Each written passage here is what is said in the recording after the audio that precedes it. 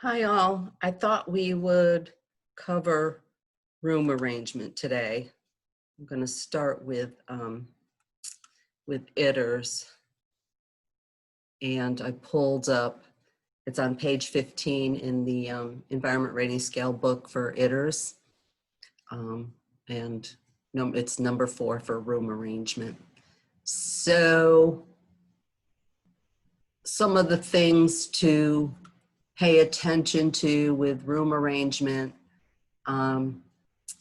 With younger kids, especially that these are infants and toddlers, so they do need plenty of open space. And that's important because when infants and toddlers are too confined in spaces, you're going to find things like biting occurs and stuff like that, because they don't have the language that they need to tell another child, you're in my space, I need more room, get out of my way. So that's important. Having visual supervision is really important. Without any difficulties, you've got to be able to see the children, of course, that kind of goes without saying. And there's an asterisk there, so I'm going to jump down here and see what this says. And what it says is, if there's more than, excuse me, I have to sneeze. Sorry, bad timing for that. But what it says, if there's more than one staff member with the group at all times, then you don't have to be able to see the entire space, as long as children can be seen by at least one of the staff members. But the issue with that is that sometimes there is only one staff member in the classroom at the beginning of the day or the end of the day or break time, things like that. So that's when you have to be aware of, can I see all areas of the room? Can I see all children? So you've got to be really careful of that. Being aware of things that are out of the way, so making sure your centers aren't so small that you can't see around the corners, or the shelves are so high that you can't see over or through the shelves.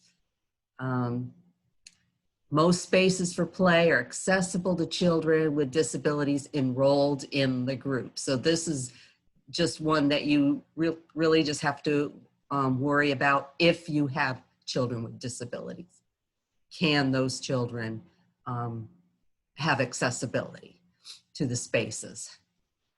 Routine care areas, conveniently arranged, and that means that the cribs and the cots are placed for easy access, and which means you can't really leave the room to go get cots, because then you'll run into supervision issues. But everything should be easily accessible, right at hand, diapering supplies, running water, feeding tables, all of those things. 5.2, again, that goes back to supervision, and that's just one step up from 3.2. And what it says is, are all the spaces easily visible, especially during like diapering or food preparation. So always being aware of how your body is turned and where the changing table is, so that your back is not turned to children and you can see. Separating your quiet and your active areas, especially if you have young children. The younger infants, are they protected from the more mobile children? That doesn't mean they can't be in the same space, but do they have that protection from that? And also being sure that your books, your quiet toys, your soft toys are separate from areas where they can climb and make more noise, be more noisy. 5.4, toys stored for easy access by children. I think we talked about this like when I first met you guys. We talked about accessibility. So this is one of those things for accessibility. Toys have to be stored so children can access them. So they have to be on low shelves. If they're up on a high shelf and a child can't access them, it's not going to be considered accessible.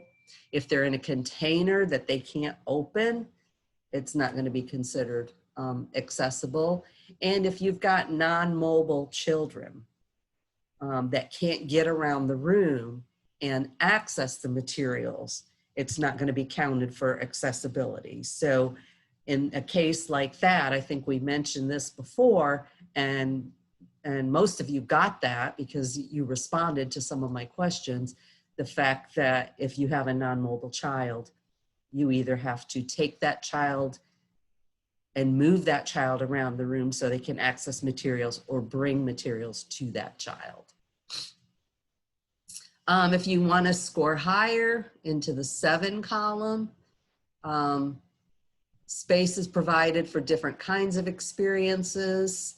And it says at least 3 areas. So there's your active space, your cozy space, and then your messy space for like art and messy play and things like that. Materials with similar use are placed together to make interest areas. That gets forgotten a lot, where everything gets dumped into one container or one area. So you want to make sure your blocks and are separated from your rattles and your dolls and your dramatic play items, those kinds of things, books. And the last one, traffic patterns do not interfere with activities. So if they're playing, you wouldn't want your open floor play area to be right in front of a door where people are going to walk through or step over and those kinds of things. So that pretty much covers room arrangement.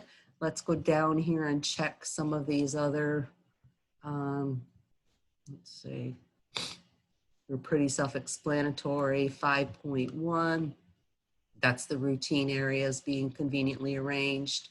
7.1, 3 different type areas, which we just talked about up here. 1 and 2, interest areas should make play convenient for the children. Surfaces suitable for the type of material being used. Blocks need a steady surface. Scribbling requires a hard surface with room for the children to move their arms. And of course, infants require fewer areas while toddlers need a wider variety of play spaces. One of the questions they may ask when it comes time to do your interview process, which we can cover that separately in another module, but a question they may ask, if they don't see it, they'll ask.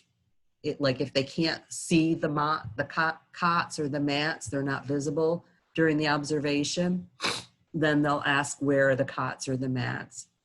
Could you please show me? And hopefully they're in the room somewhere or in a cupboard or a closet that's easily accessible. You don't have to step out of the room to get them because that could cost you. So that's not convenient. And I did pull up the any additional notes, and there's nothing additional for room arrangement. So this is it in its entirety.